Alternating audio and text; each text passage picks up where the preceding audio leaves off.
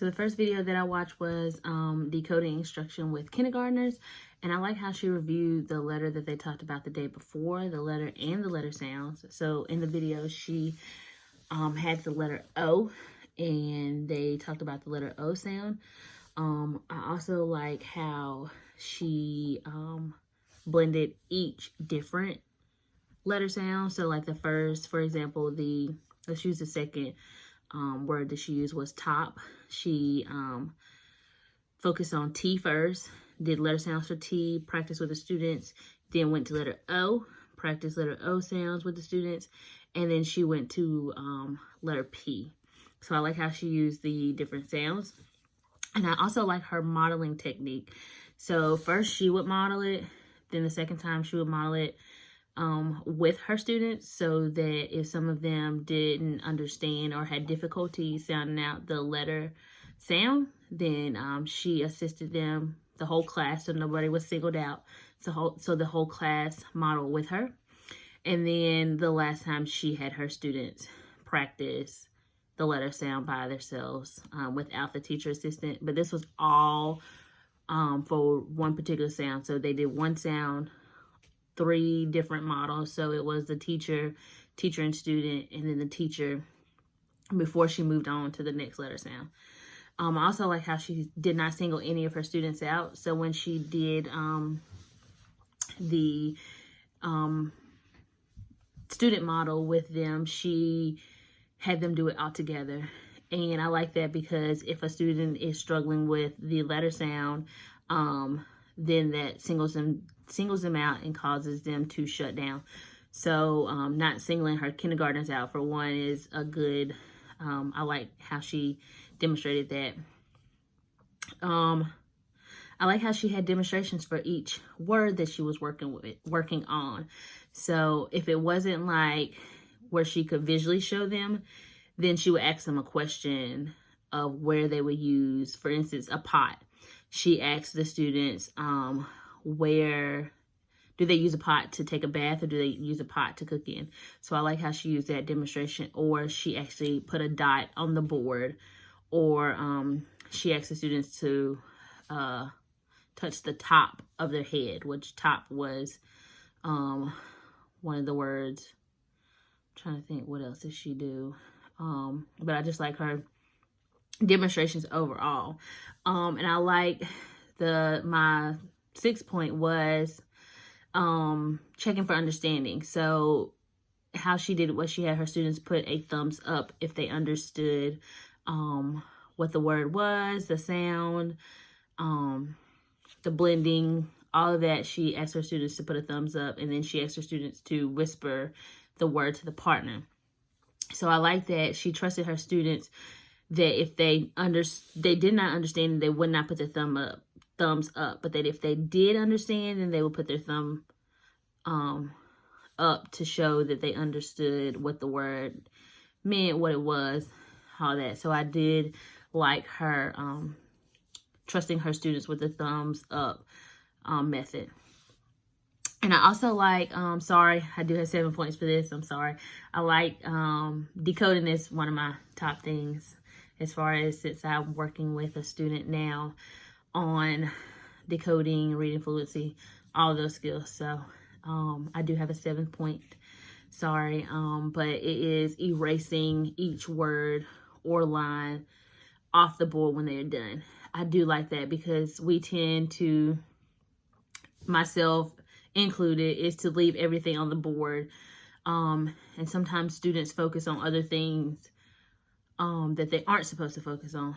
So for example, if you put a word on the board and then you ask them about it, but then you leave it up and you move on to the next one, then that other word might be distracting the student. They might be still reading that word or trying to figure out what it meant. So actually erasing when you are done with a topic or the word, I really like how she erased it. And the students knew, they said, you know, this word is gone, so they moved on to the next one. So I like how they, you know, understood that we're moving on to a different word and we're not talking about this word anymore.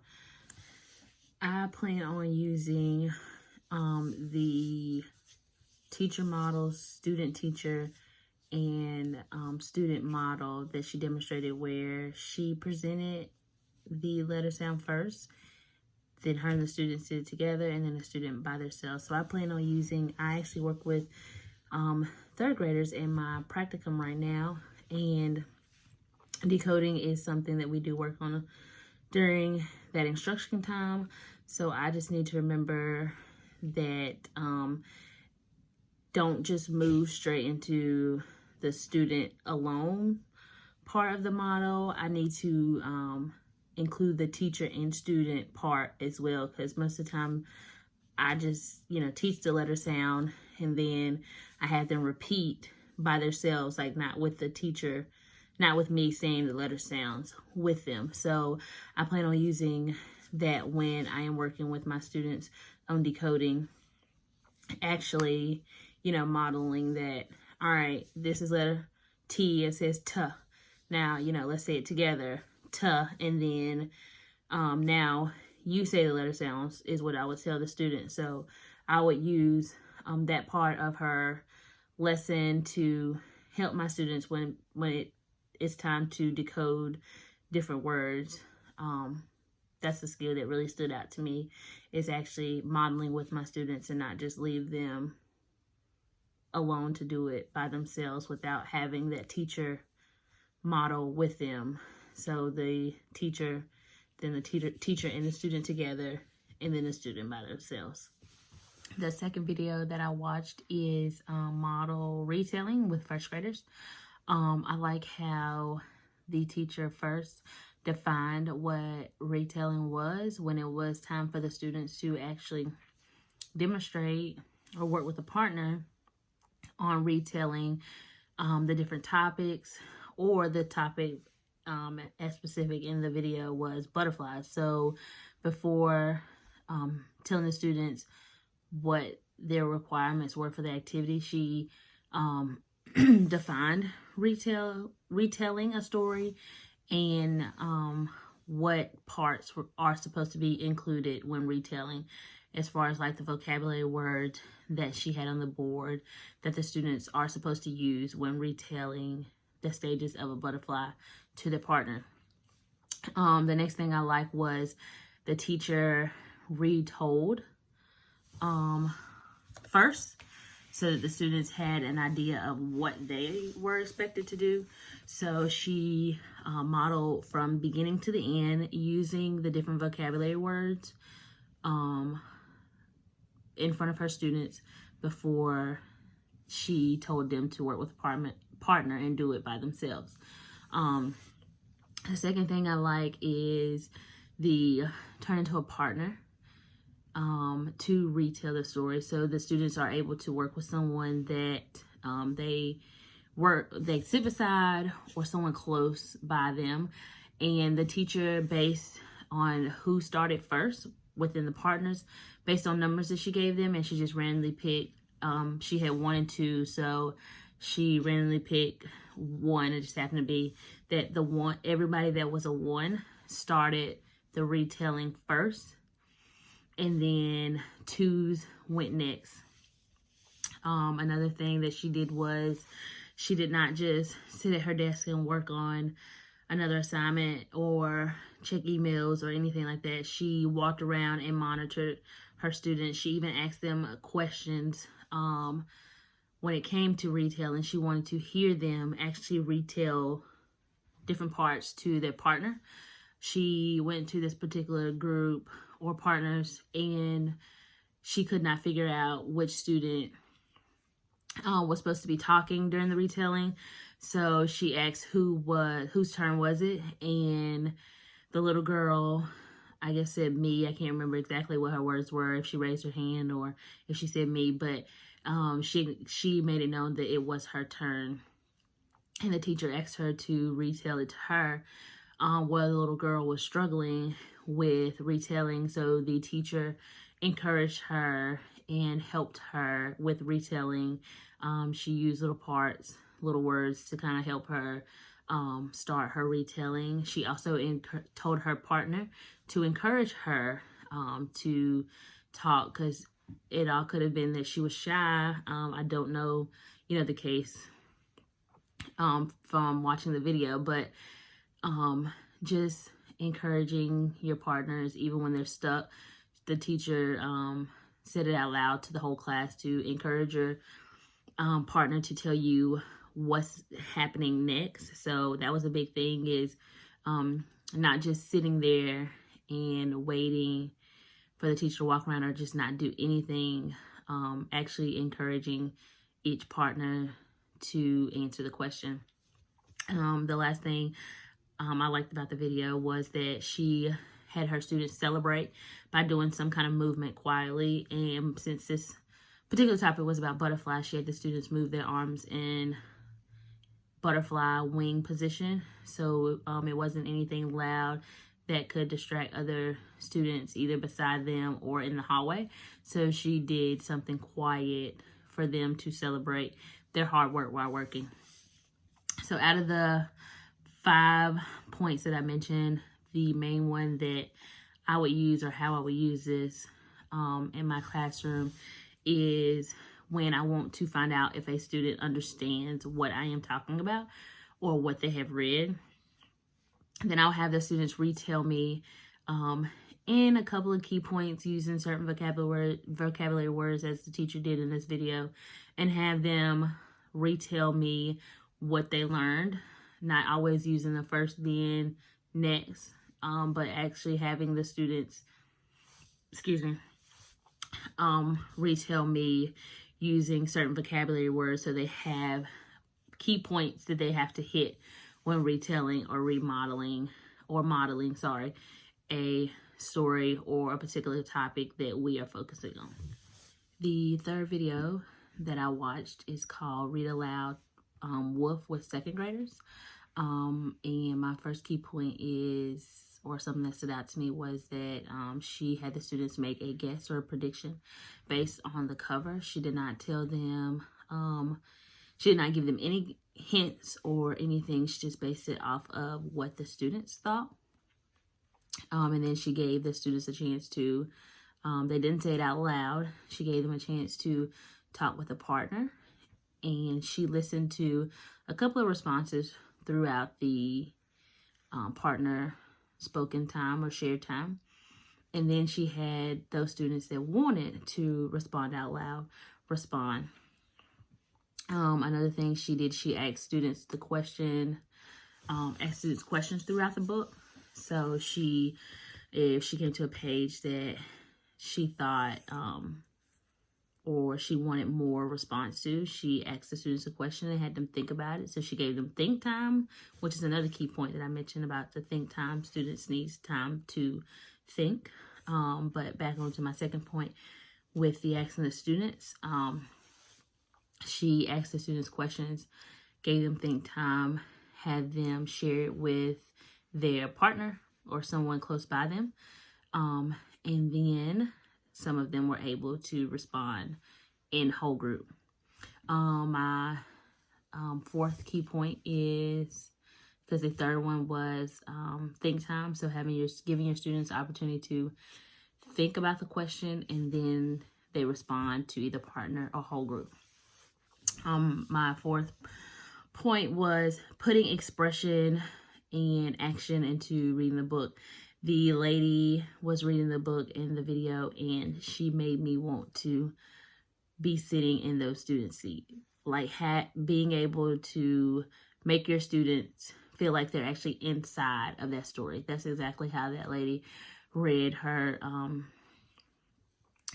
the story to the students. So putting that expression, voice, action, she distinguished her voice for the different characters. So putting all that into consideration when reading read alouds with students, and making sure that they are drawn in.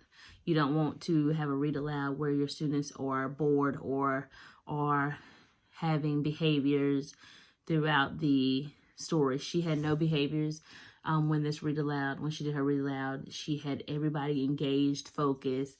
So using those expressions, actions, and distinguishing her voice, really drawing those students into that read aloud. Another thing is having discussions and questions throughout the book or story, so that her, so that she knows that her students are understanding what is going on.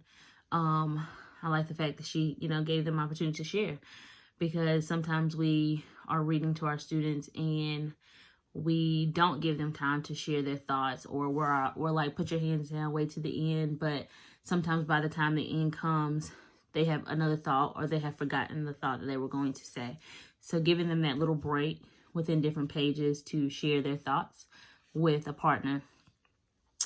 So I plan to use her demonstration with a read aloud with students when I am reading a story, no matter how, tired or anything that I am, no matter how the day has already gone. If a read aloud is at the end of the day or middle of the day, and we've done so much work in between or before the read aloud, I plan on using all these techniques when it is time for me to do a read aloud with my students, because I want them engaged as well as these students are in this story. That in this video that I'm watching, these students did not move. They were ready for what was about to happen next. They were, asking questions, answering her questions as far as what is going to happen next. What do you think is going to happen here? What do you think is going to have to happen with the wolf? So actually, asking them questions, making them feel like they're actually in that story is how I want my students to feel.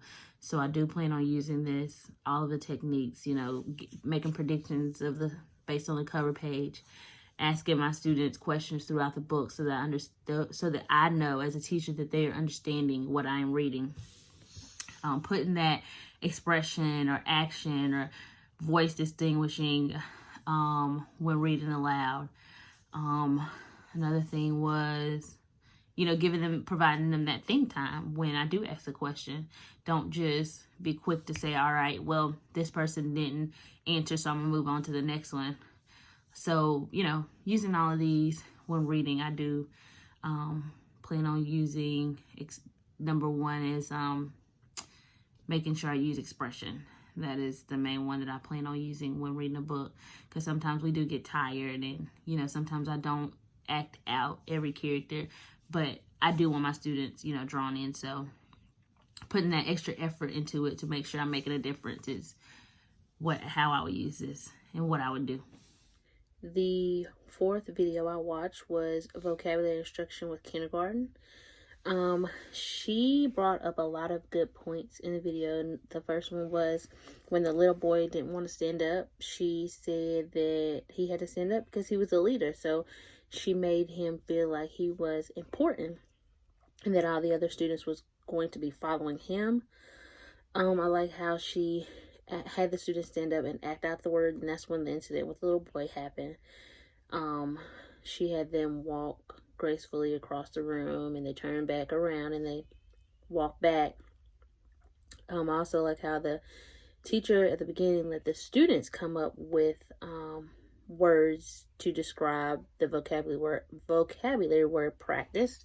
So she let the students create their own sentence with a partner beside them. She also gave the students examples of what the word meant. So as far as like furious, she came up with multiple examples of if the sentence she gave would make them furious or not. So I like how she used examples related to the students' everyday life. I plan to use this vocabulary instruction when teaching new words. So in my practicum, I work with third grade students and we come across unfamiliar words all the time. So being able to use this particular strategy will help my students understand different words, and I will also give them examples just like the lady did as well. So my fifth video that I watched was summarizing writing using a frame, or summary writing using a frame with first graders. The first point that she came up with was that she created a frame for her students so that the students didn't have to come up with a frame or what to come up with based on the topic. So she presented them with a frame based, and they just had to fill in their own descriptions of the topic. That goes into my next point. She had the students come up with their own words. So they didn't have to use every word that she used. She left blanks for the students to come up with their own words. Another thing is the students read their sentences aloud after they came up with them. And so that helped as far as if a student didn't think that the word that they picked sounded right, then they could listen to other examples from their classmates to see what they used and maybe come up with a similar word based off the framework that the teacher presented. The last point is that when the students got off topic or were not focusing, all she had to do was mention one time, let's get it together, and the students got back on track. And that worked just as well as if you do a partner break off where you talk to the person close to you, then the teacher should only have to say one time, let's do it together, and then they'll get their focus and they'll be back on the right track. As I mentioned earlier, I do work with third graders, so using this summary writing will help a lot. I have a lot of students, a couple of students that struggle with coming up with their own writing or description of something. So having that base to help them will definitely help improve their writing. Just coming up with words that are similar to each other. Just creating that base or that prompt for my students will help, knowing that they are still writing, but with a little assistance from the teacher.